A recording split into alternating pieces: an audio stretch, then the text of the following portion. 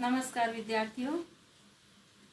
आज हम कक्षा 12वीं आरोह भाग 2 के काव्य खंड से दूसरा चैप्टर पतंग पढ़ेंगे और जो आलोक धनवा जी द्वारा रचित है।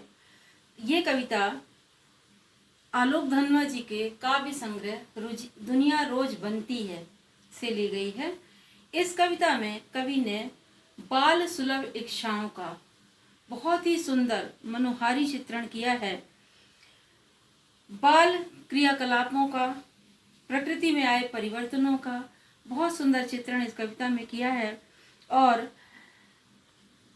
पतंग बच्चों का जो रंग बिरंगा संसार है, पतंग है तितलियों की तरह जो आकाश में उड़ती है और जिसमें बच्चे खो जाना चाहते हैं। उड़ती हुई पतंग की ऊंचाइयों की उन हदों को बच्चे छूना चाहते हैं और बाल मन का बहुत सुंदर चित्रण, मनोहारी चित्रण कवि ने इस कविता में किया है। तो आइए देखते हैं पतंग कविता।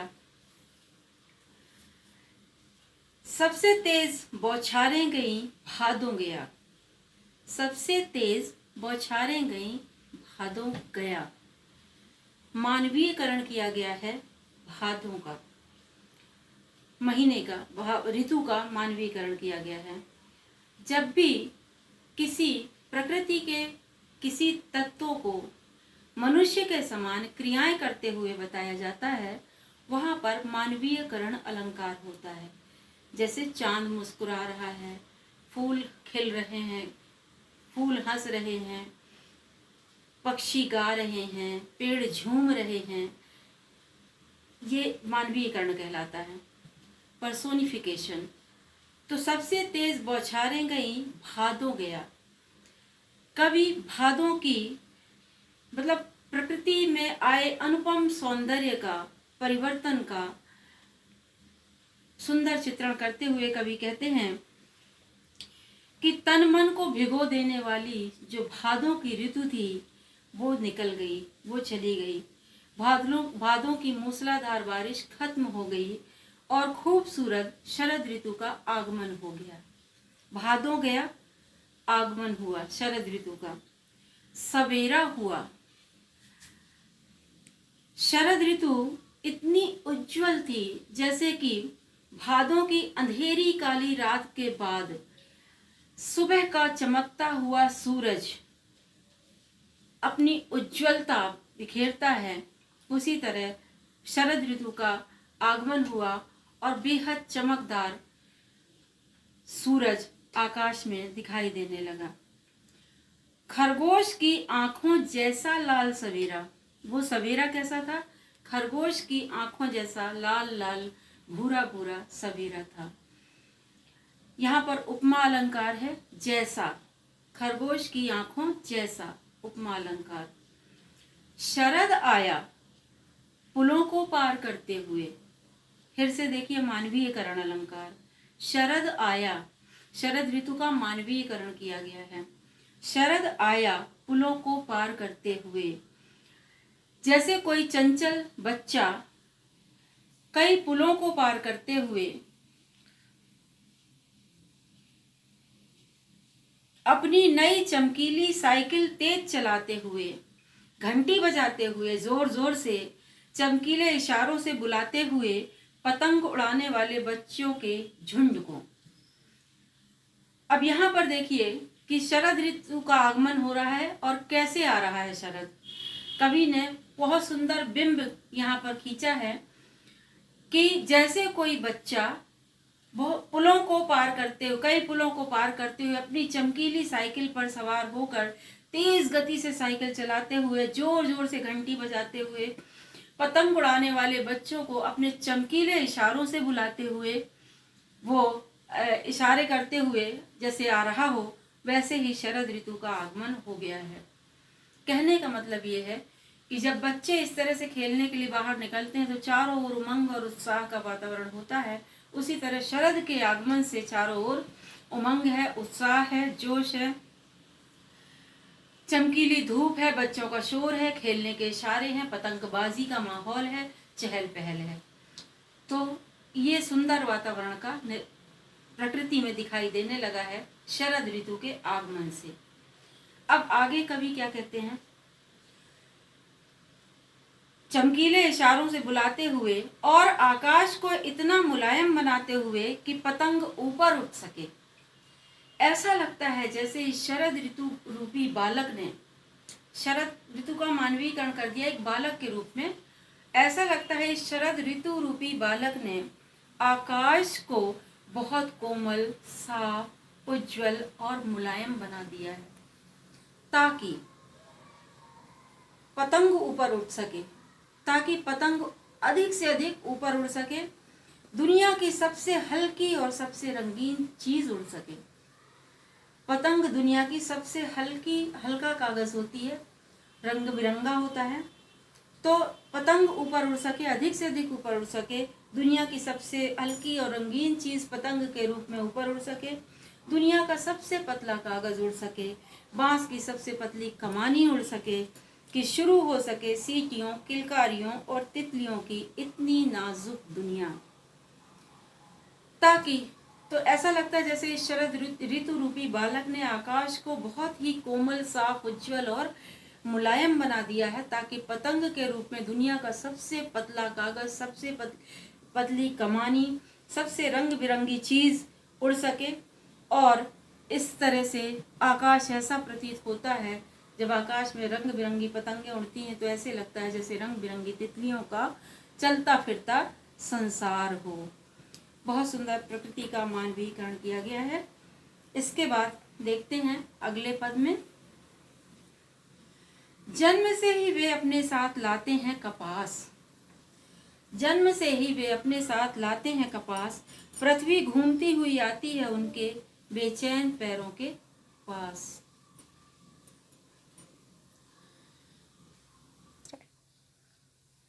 ऐसा लगता है बच्चे जन्म से ही अपने शरीर में कपास लेकर पैदा होते, जन्म से ही वे अपने साथ लाते हैं कपास, कपास यानी होता है रुई। ऐसा लगता है जैसे ये जन्म से ही अपने शरीर में कपास लेकर आते हैं, अर्थात जन्म से ही इनका जो शरीर है वो अत्यंत कोमल होता है, कपास की तरह, फूलों की तरह। और यही कारण है कि चोट खरोंच आदि सहने की इनमें ज्यादा शक्ति होती है और चोट अवरोधी क्षमता इनमें ज्यादा होती है। किसी भी चीज से टकराने पर बच्चों को बहुत कम चोट लगती है। पृथ्वी घूमती हुई आती है उनके बेचैन पैरों के पास, इनके पांव में एक बेचैनी है, ऐसा लगता है जैसे ये पूरी पृथ्वी को नाप लेना चाहते हैं। पृथ्वी घूमती हुई आती है इनके बेचैन पैरों के पास, इनके पाँव में एक बेचैनी है जिसके कारण ये पूरी पृथ्वी को नाप ले, मतलब चंचलता होती है, बच्चे स्थिर नहीं होते हैं, एक जगह बैठते नहीं हैं और हमेशा वो भाग दौड़ ही करते रहते हैं। तो कभी कहते हैं ऐसा लगता है जैसे ये पूरी पृथ्वी को नाप लेना चाहते हैं। जब वे दौड़ते हैं बेसुध छतों को भी नरम बनाते हुए, कभी कहते हैं कि जब ये उनके जीवन में इतनी मस्ती होती है, इतनी मदहोशी होती है कि ये धूप, गर्मी, बरसात कुछ भी इन्हें किसी चीज से इन्हें कष्ट नहीं होता है और ये अपनी मस्ती में हमेशा खेल कूद में मस्त रहते हैं। और जब ये तेज गर्मी में छतें गर्म होती हैं, ठंडी में ठंडी होती हैं और लेकिन फिर भी इन्हें कोई फर्क नहीं पड़ता है और ये अपनी मस्ती में छतों पर कूदते फांदते रहते हैं। ऐसा लगता है कि ये छतें भी अपने आप को इन बच्चों की कोमलता को देखते हुए नर्म बना लेती हैं, तो इन्हें चोट नहीं लगती है, इन्हें किसी कष्ट का बोध नहीं होता है और छतों को भी नरम बनाते हुए ऐसा लगता है छतें भी अपने आप को नरम बना लेती हैं ताकि इन बच्चों को खेलने में कष्ट ना हो। दिशाओं को मृदंग की तरह बजाते हुए इनकी जो लयपूर्ण पदचाप होती है, भाग दौड़ होती है, उससे ऐसा लगता है कि सारी दिशाएं जो हैं, सारी दिशाओं में मीठी संगीतमय वातावरण बन गया है और मृदंग बज उठे हैं। और इस तरह से ये जब वे पेंग भरते हुए चले आते हैं डाल की तरह लचीले वेग से, अक्सर ये छतों के खतरनाक किनारों पर जाकर ये उन पर झूल जाते हैं, अपनी पतंग निकालने के लिए कभी कभी तो उसमें झुक जाते हैं पूरी तरह से। और इनके शरीर में, इनके बदन में इतना लचीलापन होता है जैसे ये पेड़ की डालियां आपस में टकरा रही हों और झूला झूलते हुए वो झोंकों के समान यहाँ से वहाँ भाग दौड़ करते रहते हैं।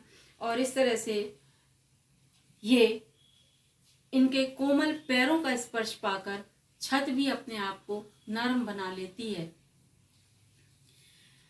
डाल के लचीले वेग से अक्सर वे खतरनाक किनारे, छतों के खतरनाक किनारों तक, ये छतों के खतरनाक किनारों तक जाकर डाली की तरह लचकदार होकर ये पतंगों को खींचते हैं, निकालते हैं, उड़ाते हैं।